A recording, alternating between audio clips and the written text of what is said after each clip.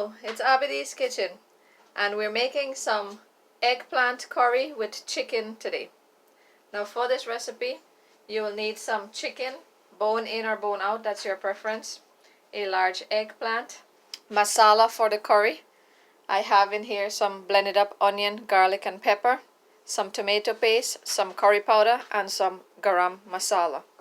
You'll also need some oil, black pepper, salt and some roasted geera or cumin to add at the end. Some potatoes and about quarter of a tomato. So the first thing we're going to do is to take care of the chicken and the masala for this curry.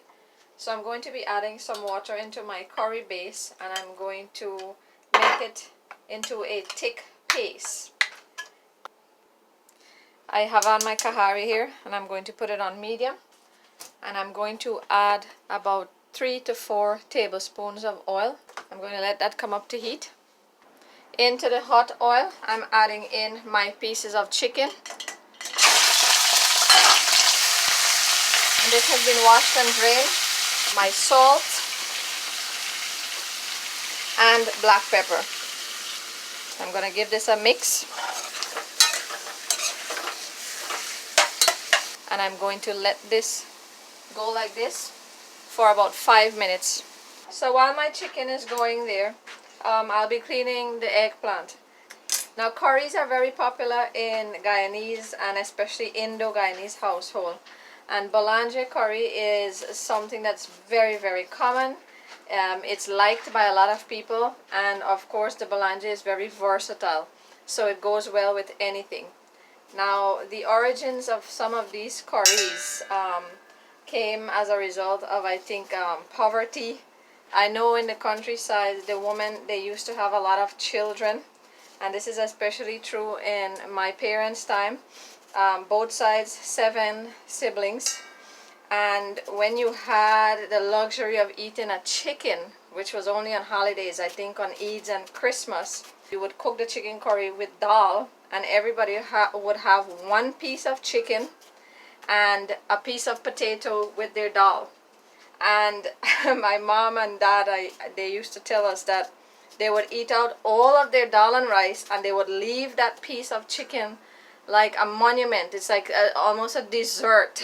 And they wouldn't touch it until the very end when they're done eating, so that they can savor it. So these curries, the meat and veggie curries, are quite popular. It is a way to sort of stretch the curry so it feeds everybody. And also by adding a little bit of chicken in there, it adds some flavor. And it created quite a unique blend of meat and veggie curries. This is a beautiful eggplant. There's no seeds in there and I love this. Now what you're going to do is, I do it old school, like my grandma, how she taught me. And I take the eggplant and I cut it into long, thin slices. And this way, it helps it to melt properly in the curry. We also do leave a little bit of skin on there. As you can see, I peeled it like strips. So it's been 5 minutes. And my chicken has been somewhat steaming here in its juices, and now I'm going to add all of my curry paste into there. This is the masala base for the curry. Add a little bit of water to clean up the bowl. And I'm going to let this meat and masala base cook here for an additional 5 to 6 minutes. I want the curry taste and the raw curry flavor of the masala to cook out. And it's going to start creating a nice flavor base here for the Balanjay, for the eggplant. Now if you're using farm chicken, you would cover this so that it would cook the chicken, because they're usually much more harder or tougher. But I'm using store-bought chicken, so this is much tender, so I'm not going to cover it. And back to my slicing of the Balanjay. Now you want to slice the eggplant in a bowl with water, because this is going to help it to not get too brown. And I don't clean my eggplant way before. I clean this when I start cooking, So I try as best as I can to prevent it from getting brown. So I've peeled and sliced my baigan into some nice thin broad slices, and now I'm going to give it a little squeeze and try to wash off some of that seed. Now because my Balanjay didn't have a lot of seeds inside, I'm just going to give this about 2 rinse. Now I've also went ahead and I've peeled my potatoes and I've cut them into little chunks here, and I have them resting in a bowl of water as well. This is also to prevent it from getting brown. So the chicken has been going here in the masala paste for the past 4 to 5 minutes, and I'm going to give it a stir. It has started to thicken up, and I still want this to reduce a little bit, and this way it develops some nice flavor. Now this is a good time to test for salt in your curry, because your meat will not be seasoned anytime after this. So my masala paste has reduced. As you can see, when I pull it away from the pan, there isn't a lot of water there. And this takes about 4 to 5 minutes to get this curry paste thick like this. Now into my chicken and masala base, I'm adding my eggplant or Balanjay and my tomato, about 1/4. This is just to add some acid. Now you want to be gentle with this. You want to take your time and do this. Now I'm not adding any salt or anything into this as yet. I'm going to cover this, and I'm going to have the Balanjay and the chicken steam here. So it's been about 4 minutes since I put in my Balanjay there, and it's starting to melt. Now there, giving it a good mix. All of the pieces of Balanjay has been coated nicely in the curry sauce, and it's going to absorb that flavor. Now I'm taking the opportunity to test for salt. The eggplant has started to melt, so it has a lot of water, and I'm not adding any liquid into my curry as yet. I like for it to cook in its own juices. This is on medium, and I'm going to let this cook. I want the Balanjay to start melting or disintegrating in the pot before I add in my potato. Checking on the curry, and it's cooking nicely here. The eggplant has released a lot of juices, and now it is quite mushed and shrunken down.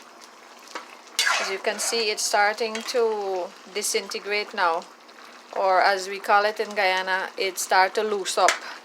And now I'm going to add my pieces of potato. Now I cut them very small, so this is going to take about 5 minutes to boil or less.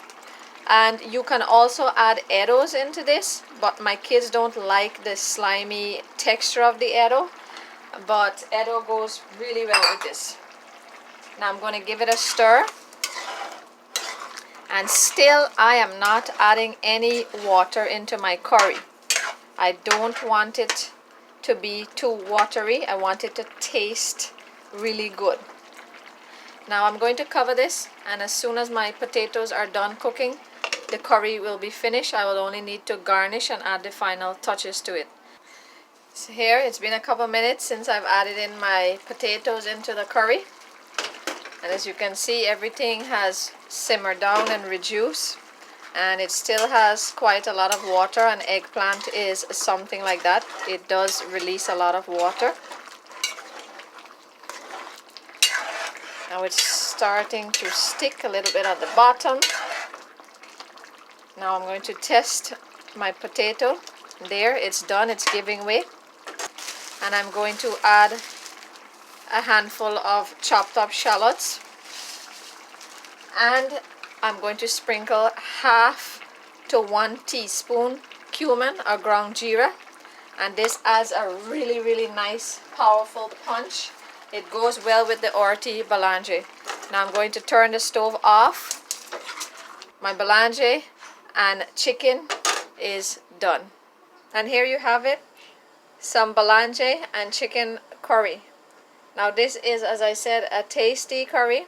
As you can see there, there's the chicken, the potatoes, the Balanjay has boiled and reduced into a nice thick tasty vegetable sauce, and this goes well with oil roti, with paratha roti, with sada roti.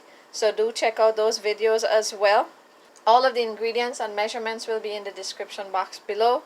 Do try this recipe, give it a thumbs up, share, subscribe, and thank you for spending time with us today in Abidi's Kitchen. Enjoy. Bye bye.